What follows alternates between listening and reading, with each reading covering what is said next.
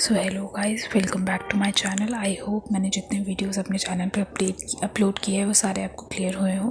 Previous video में हमने gift के बारे में बात किया था, देन उसके बाद हमने लीव इनकैशमेंट के बारे में बात किया था। So in this particular video we are going to discuss about the retrenchment compensation, right. As per the income tax act 1961 जो हमें रिट्रेंचमेंट कंपनसेशन मिलता है एट द टाइम, कब मिलता है? टर्मिनेशन के समय मिलता है, ठीक है। ये सब हम आगे पढ़ेंगे, उसकी क्या टैक्सेबिलिटी रहता है, क्या होता है रिट्रेंचमेंट कंपनसेशन, कब एम्प्लॉय को रिट्रेंचमेंट कंपनसेशन का पैसा मिलता है और उसकी क्या ट्रीटमेंट होती है as per the income tax act 1961। Okay, so without wasting any single minute let's start the video.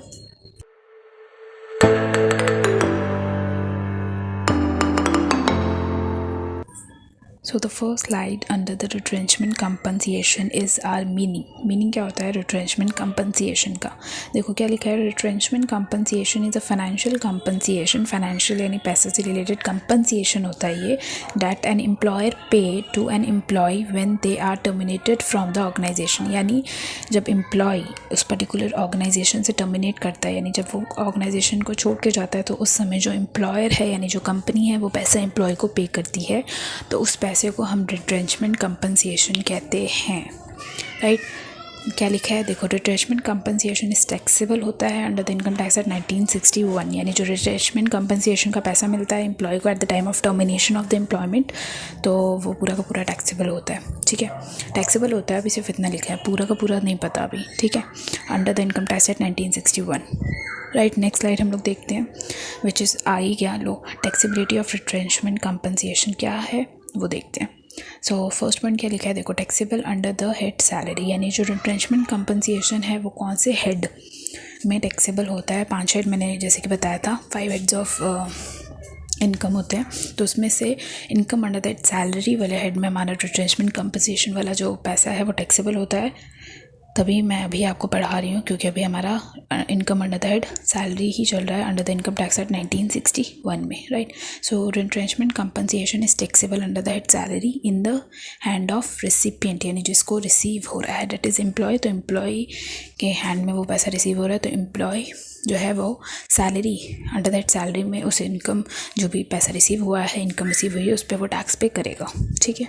Next point देखते हैं, which is exemption under section 10 sub section 10 का बी। ओके, तो यहाँ पे देखते हैं कि जो एग्जम्पशंस हैं, ठीक है, यानी टैक्सेबिलिटी हमने देखा कि रिट्रेंचमेंट कंपनसेशन का जो पैसा है वो रिसिपिएंट जिसको रिसीव हो रहा है वो इनकम अंडर दैट सैलरी में टैक्सेबल करेगा, यानी टैक्स पे करेगा इस पैसे पे, रिट्रेंचमेंट कंपनसेशन पे, ठीक है।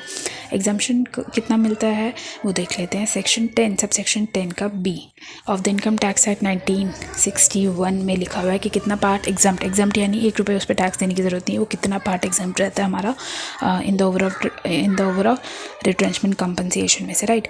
तो retrenchment compensation received by an employee is exempt from tax under section 10 subsection 10 का B of the income tax act 1961। Simply ये चीज़ लिखी हुई है कि जो रिट्रेंचमेंट कंपनसेशन वाला पैसा है वो एग्जाम्प्ट होता है, जैसा कि लिखा गया है अंडर सेक्शन 10 सबसेक्शन 10 का B में कुछ फॉर्मूलाज है, वो फॉर्मूला के अकॉर्डिंग हम लोग कैलकुलेट करते हैं कि कितना पैसा एग्जाम्प्ट होता है और बाकी जो रिमेनिंग है वो टैक्सेबल होता है as per the income tax act 1961 में, राइट। सो नेक्स्ट स्लाइड हम लोग देखते हैं।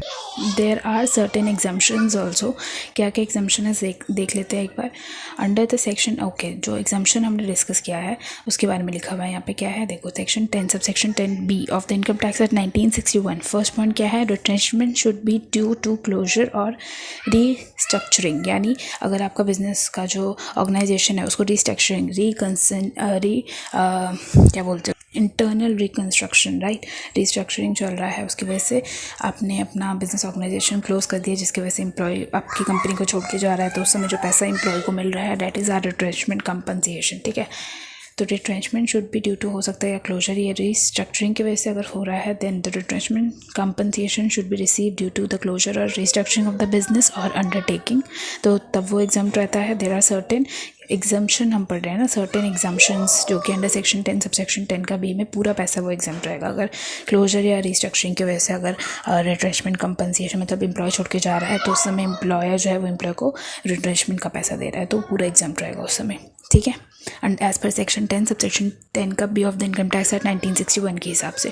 सेकेंड पॉइंट क्या है, that is employee should have completed at least 3 years of service, यानी एम्प्लॉय ने उस पर्टिकुलर ऑर्गेनाइजेशन में, बिजनेस ऑर्गेनाइजेशन में 3 साल कम से कम अपनी सर्विसेज जो है वो प्रोवाइड करी होनी चाहिए, मतलब रेंडर की होनी चाहिए, ठीक है। The employee should have completed at least 3 years of service with the employer, यानी उस पर्टिकुलर कंपनी में। Then last but not the least point क्या है, compensation should not exceed 15 days average pay, यानी जो कंपनसेशन है वो 15 दिन से ज़्यादा एक्सीड नहीं करेगा।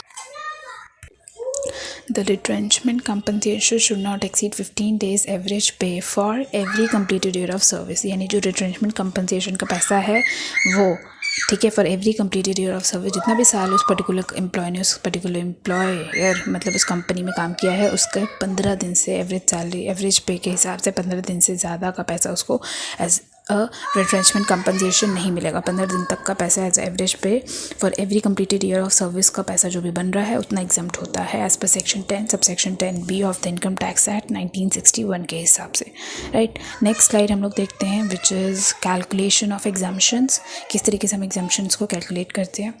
सो least of the following exempt, इन तीनों में से विच एवर इज़ लो, तीनों में से सबसे कम जो अमाउंट आएगा उतना पार्ट हम एग्जाम्प्ट करेंगे, राइट।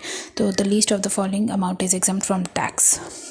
देख लेते हैं, पहला हमारा है ₹5 लाख, सेकेंड है 15 day एवरेज पे of every completed year of service, and third है एक्चुअल रिट्रेंचमेंट कंपनसेशन रिसीव, यानी जो भी एक्चुअल पैसा आपको रिट्रेंचमेंट कंपनसेशन का मिल रहा है या 15 दिन की सैलरी जो भी हमने एवरेज पे मिल रही है, multiplied by completed year of service कितना आपने जनरेट किया, या 5 लाख। इन तीनों में से जो भी कम अमाउंट रहेगा उतना पार्ट आपका रिट्रेंचमेंट कंपनसेशन में से डिडक्ट हो जाएगा, एग्जाम्प्ट हो जाएगा, बाकी जो बचेगा वो टैक्सेबल होगा टू द गवर्नमेंट को, राइट।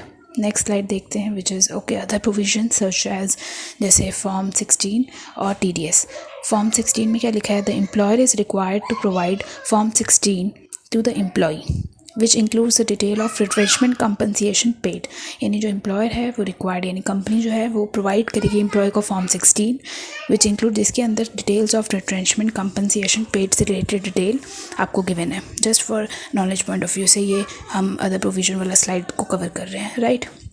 सेकेंड पॉइंट है TDS, that is tax is required to be deducted at source TDS on retrenchment compensation exceeding 30,000, यानी जो TDS का पैसा है वो आपका रिट्रेंचमेंट कंपनसेशन पे कटेगा तभी जब रिट्रेंचमेंट कंपनसेशन का पैसा अगर एक्सीड हो रहा है 30,000 से ज़्यादा, तो वही जाके आपको TDS का पैसा आपको जो TDS यानी टैक्स जो है गवर्नमेंट को पे करना पड़ेगा ऑन द रिट्रेंचमेंट कंपनसेशन पे, TDS के पॉइंट ऑफ व्यू से, राइट।